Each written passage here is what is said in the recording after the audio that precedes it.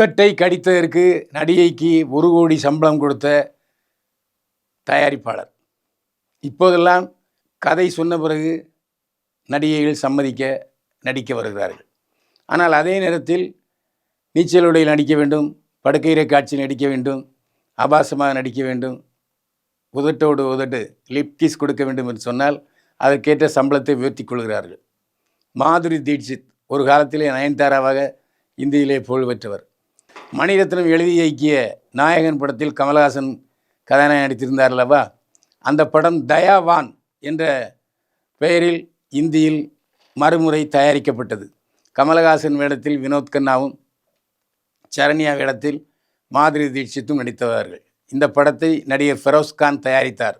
இந்த படத்தில் எதிர்பாராத விதமாக படுக்கையறை காட்சி வந்தது. படுக்கையறை காட்சியில் வினோத் கண்ணாவும் மாதுரி தீட்சித்தும் நெருங்கி நடித்தார்கள். அப்போது எதிர்பாராத விதமாக வினோத் கண்ணா மாதுரி தீட்சித் உதட்டை கடித்து சுவைத்து விட்டார். அலறி அடித்து கொண்டு மேக்கப் ரூமுக்கு ஓடினார் மாதுரி தீட்சித். அந்த காட்சியை படத்தில் நீக்க வேண்டும் என்று சொல்லி தயாரிப்பாளர் ஃபெரோஸ்கானுக்கு வக்கீல் நோட்டீஸ் அனுப்பினார். இதை கேள்விப்பட்ட ஃபெரோஸ்கான் அலறி அடித்து கொண்டு மாதுரி தீட்சித் வீட்டுக்கு ஓடினார். தயவுசெய்து நடந்தது மன்னித்து விடுங்கள், நடந்த பிறகு என்ன செய்ய முடியும்? ஆனால் அந்த படத்துக்கு சம்பளம் 15 லட்சம் ரூபாய் பேசப்பட்டது. மாதுரி தீட்சித்துக்கு 1 கோடி ரூபாய் நான் சம்பளம் தருகிறேன், இந்த கேஸை இத்தோடு விட்டுவிடுங்கள், அந்த காட்சி படத்தில் இருக்கும் என்று சொன்னார் தயாரிப்பாளர் ஃபெரோஸ்கான். வேறு வழி இல்லாமல் அரை மனதோடு சம்மதித்தார் மாதுரி தீட்சித். தயாவான் இந்தியில் இந்த உதட்டோடு உதடு லிப்கிஸ் காட்சிக்காகவே வசூலை அள்ளியது. நடிகர் ஃபெரோஸ்கான் மகிழ்ந்தார். ஆனால் மாதுரி தீட்சித் இன்றைக்கு வரைக்கும் அந்த ரகசியத்தை சொல்லாமல் இப்போது பத்திரிகையாளரிடம் சொல்லி அழுதிருக்கிறார். மாதுரி தீட்சித் எப்போவோ அடித்த அடியில் வலிக்கிறது என்று சொல்லி இப்போது சொன்னால் எப்படி? சூப்பர் சிங்கர் நிகழ்ச்சியில் பாடகர் மனோவும் சசிகுமாரும் விவாதத்தில் ஈடுபட்டனர். பரபரப்பானது. சமீபத்திலே சூப்பர் சிங்கர் நிகழ்ச்சியில் சிறப்பு விருந்தினராக நடிகரும் இயக்குநருமான சசிகுமார் கலந்து கொண்டார். சசிகுமார் மனோகரிடம் உங்களுக்கு பிடித்த பாடல் ஒன்று பாடுங்களேன் என்று சொன்னார்.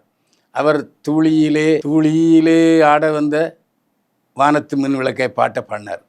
அப்போது தாயடித்து வலிக்கவில்லை, ஆனாலும் நான் அழுதேன் என்று பாடினார். உடனே சசிகுமார் அந்த பாடல் வரிகள் தப்பு, தாய் அடித்து படித்ததில்லை, ஆனாலும் அழுகிறேன் என்றுதான் பாடல் வரி வரும் என்று சொன்னார். மனோவுக்கும் சசிகுமாருக்கும் பெருத்த வாக்குவாதம் ஏற்பட்டது. ரசிகர்கள் ருசிகரமாக பார்த்தார்கள். நடிகை ரன்யா ராவுக்கு 1 ஆண்டு ஜெயில் தண்டனை போதை கடத்தல் மருந்து வழக்கில். சமீபத்தில் போதை கடத்தல் ஈடுபட்டதாக நடிகை ரன்யா ராவ் கைது செய்யப்பட்டார். வாகா படத்தில் விக்ரம் பிரபுவுக்கு ஜோடியாக நடித்தவர் ரன்யா ராவ். இவருடைய தந்தை கர்நாடகத்தில் உயர் போலீஸ் அதிகாரியாக இருக்கிறார். தன்னுடைய தந்தை பெயரை பயன்படுத்தி கொண்டு அடிக்கடியில் கடத்தலில் ஈடுபட்டு வந்திருக்கிறார் ரன்யா ராவ். இப்போது வசமாக போலீஸார் வசம் சிக்கிக்கொண்டார். போலீஸார் வழக்கு போட்டிருக்கிறார்கள். அந்த அடிப்படையில் பார்த்தால் 1 வருடம் ரன்யா ராவுக்கு ஜாமீன் கிடைக்காது. கண்டிப்பாக இந்த வழக்கில் 1 வருடம் ஜெயிலில் இருந்தாக வேண்டும் என்கிற சூழ்நிலை. கேரவன் கேட்காத பூஜா ஹெக்டே. நடிகைகளில் பூஜா ஹெக்டே ரொம்ப வித்தியாசமானவர். எனக்கு இந்த நட்சத்திர ஹோட்டலில் சாப்பாடு வாங்கி கொடுங்கள் என்று பல நடிகைகள் வற்புறுத்துவார்கள். ஆனால் கையேந்தி பவனில் போண்டா வாங்கி கொடுத்தாலும் அதை விரும்பி சாப்பிடுவார் பூஜா ஹெக்டே.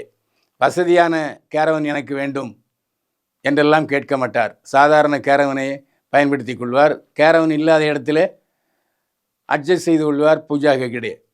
2 கதாநாயகிகளில் ஒருவராக நடிக்கவும் தயார் என்று சொல்கிறார் பூஜா ஹெக்டே. 2 கதாநாயகிகள் படத்தில் நான் ஏன் நடிக்கக்கூடாது? நச்சென்று 4 காட்சிகள் இருந்தாலே எனக்கு போதும். என்னுடைய திறமையை அந்த படத்தின் மூலம் வெளிப்படுத்த வேண்டும் என்று சொன்னால் நான் உடனே ஓகே சொல்லிவிடுவேன் என்று சொல்கிறார் பூஜா ஹெக்டே.